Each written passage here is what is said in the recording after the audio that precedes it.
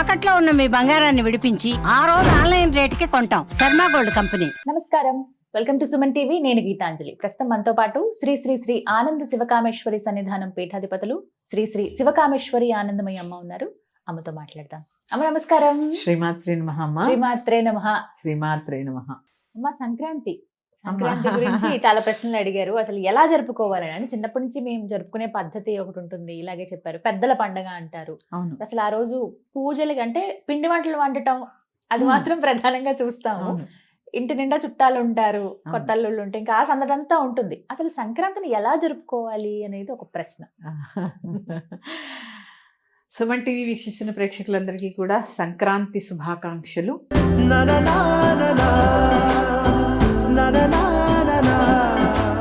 సంక్రాంతి ఆ పేరులోనే చూడండి, కొత్త కాంతి. సూర్యుడు భూమికి దగ్గరగా వచ్చేటటువంటి మాసం ఇది. మాసాలు మొదలవుతాయి ఇక్కడి నుంచి. మాఘమాసం వేడి తీవ్రత పెరుగుతుంది, ఎండ చుర్రుమంటుంది. ఎలా ఉంటుందంటే ఏమో పొద్దునంతా చలి ఉంటుంది, పొద్దెక్కే కొద్ది ఎండ చుర్రుమంటుంది. అంటే కొంచెము మొన్న అప్పటి వరకు కూడా సాయంత్రం తొందరగా చీకటి అయిపోతుంది, ఇక్కడి నుంచి కొద్దిగా పొద్దు నిలుస్తూ ఉంటుంది. ఇక సూర్యుడు మకర రాశిలోకి ప్రవేశించేటటువంటి కాలాన్ని మకర సంక్రాంతి అని పిలుస్తూ ఉంటారు.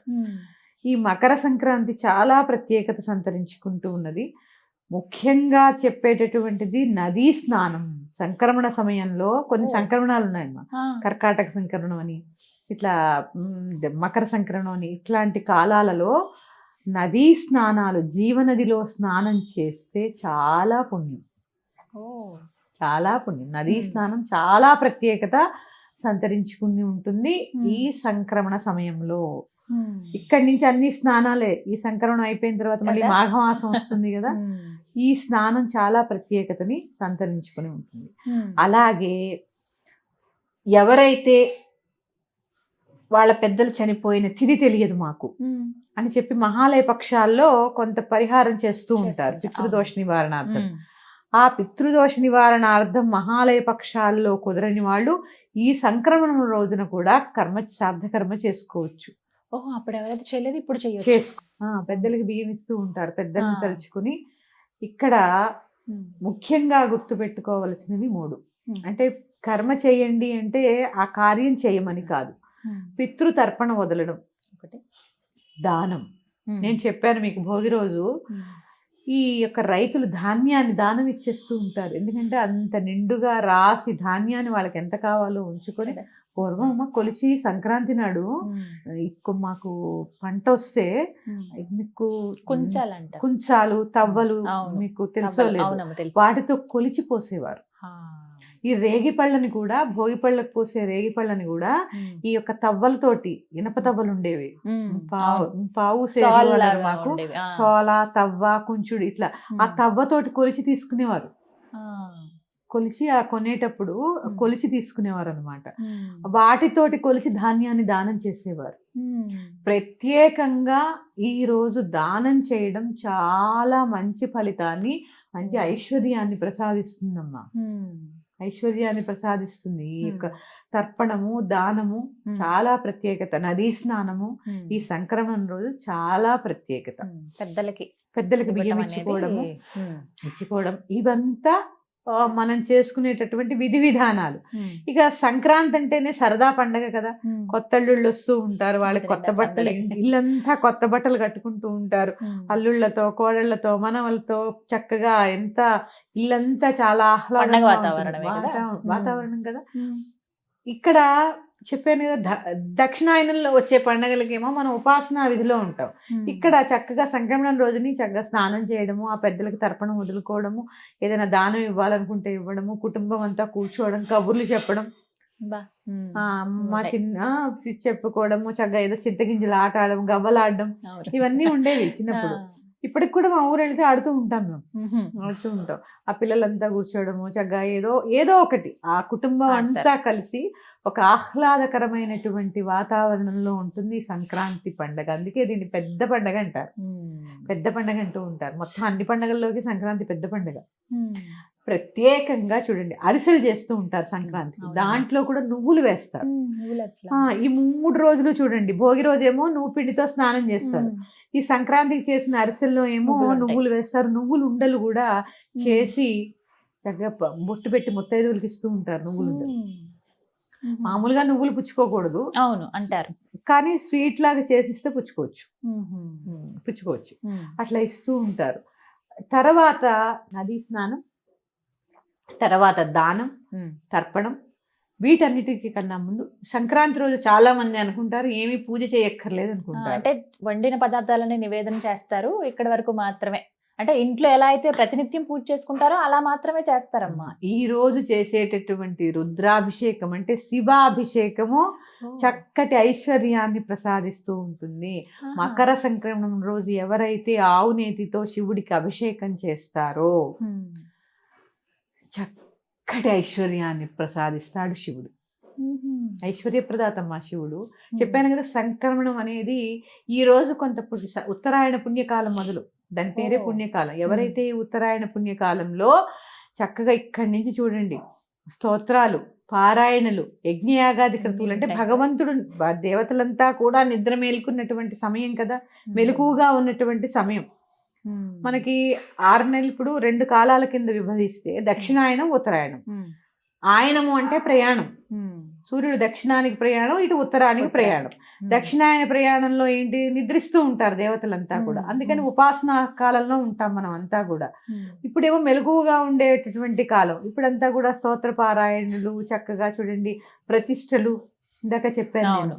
ఇట్లాంటి కార్యక్రమాల ద్వారా భగవంతుడి యొక్క కృపకి చాలా పాత్రలు అవుతూ ఉంటాం ఈ ఉత్తరాయణ పుణ్యకాలంలో.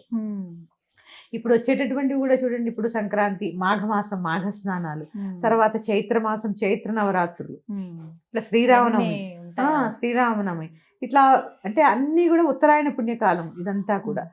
ఇక్కడ చాలా విశేషమైనటువంటిది శివాభిషేకం. ఎప్పుడు చేయమంటారు? ఉదయమే చక్కగా మీకు మీ ఇంటికి బ్రాహ్మడు వచ్చి చేయించుకుంటే చక్కగా ఇంట్లో రుద్రాభిషేకం చేసుకోండి. లేదా ఏదైనా శివాలయానికి వెళ్ళి ఆ శివుడి మీద కాసి నీళ్లు పోసి, లేదా దేవాలయంలో అయినా అభిషేకం చేయించుకునండి. చక్కటి ఫలితాన్ని పొందుతారమ్మా. ఆయుష్, ఆరోగ్యము, ఐశ్వర్యాన్ని కూడా ప్రసాదిస్తాడు శివుడు.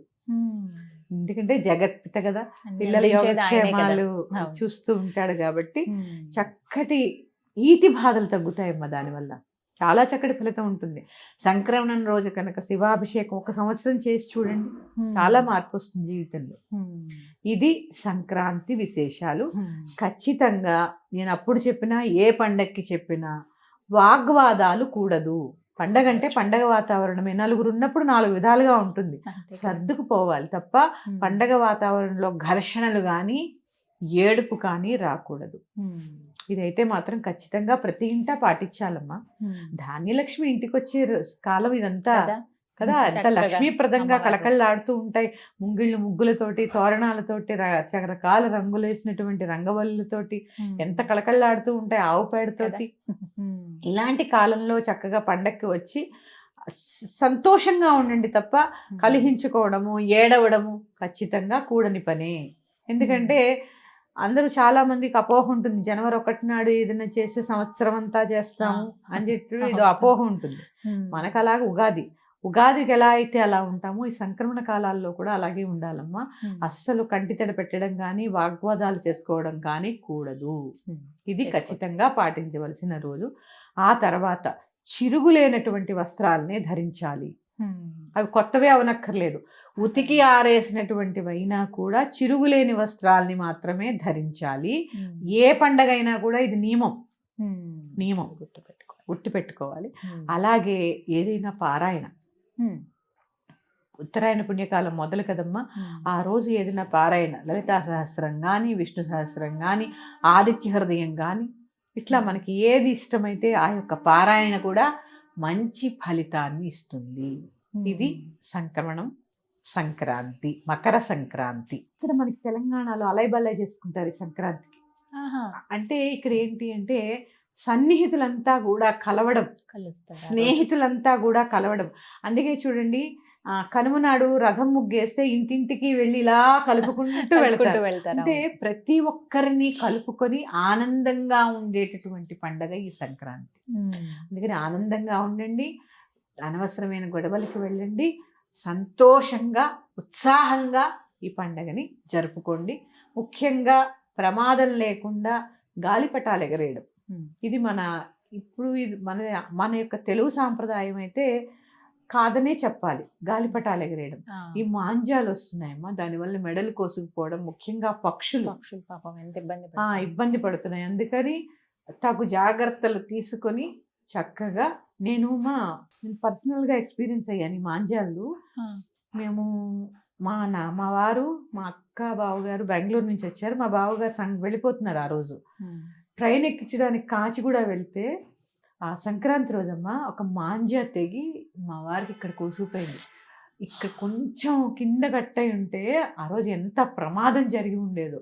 అందుకే నేను కనపడిన వాళ్ళకల్లా చెప్తాను, చాలా జాగ్రత్తగా ఉండండి, చాలా జాగ్రత్తగా ఉండండి. పిల్లలు ఉన్నారు చూసుకోండి, పక్షులు ఉన్నాయి చూసుకోండి. అందుకని చాలా జాగ్రత్తగా ఈ గాలిపటాలు ఎగరేయడం, పైగా మేళ్ళు ఎక్కుతూ ఉంటారు, పరిగెట్టేస్తూ ఉంటారు, పిల్లలు చేతికిస్తూ ఉంటారు, వాళ్ళ చేతులు కోసుకుపోతూ ఉంటాయి. దగ్గరుండి సరదాగా, ఎందుకంటే పండగంటేనే సరదా, జాగ్రత్తగా మీ యొక్క పర్యవేక్షణలో ఆ యొక్క గాలిపటాలని ఎగరవేయండి. ఇది ఒక సూచనే అనుకోండి. అంతే కదా, జాగ్రత్తగా ఉండాలి. హాని చేయకూడదు కదా. పక్షులమ్మా, అసలు పిచ్చుకలు అయితే ఎన్ని పిచ్చుకలు చచ్చిపోతాయో ఈ గాలిపటాలు ఎగరేయడం. అసలు కనపడవు కదమ్మా, ఇంత ఉంటుంది ఆ పిచ్చుక ప్రాణం అంటారు. ఆ మాంజాలు కూడా కళ్ళకి కనపడవు అసలు. ఇలా అయితే అది ఎక్కడుందో కూడా అర్థం కాదు. అందుకని చాలా జాగ్రత్తగా ఈ గాలిపటాలు కూడా ఎగరేయండి. మరొక్కసారి సుమన్ టీవీ వీక్షిస్తున్న ప్రేక్షకులందరికీ సంక్రాంతి శుభాకాంక్షలు. సంతోషం, మీకు కూడా సంక్రాంతి శుభాకాంక్షలు. సంతోషం తల్లి.